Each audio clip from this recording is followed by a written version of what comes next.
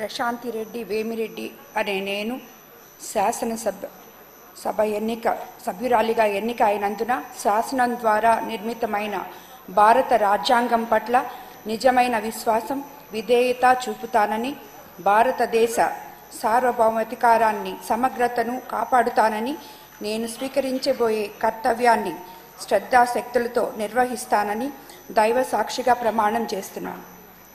ఆంధ్రప్రదేశ్ శాసనసభ సభ్యురాలినైన ప్రశాంతి వేమిరెడ్డి అనే నేను సభ నియమాలకు కట్టుబడి ఉంటానని, వాటిని అనుసరిస్తానని, సభా మర్యాదలను పాటిస్తానని, సాంప్రదాయాలను గౌరవిస్తానని దైవ సాక్షిగా ప్రమాణం చేస్తున్నాను. శ్రీమతి సత్యప్రభ వరుపుల.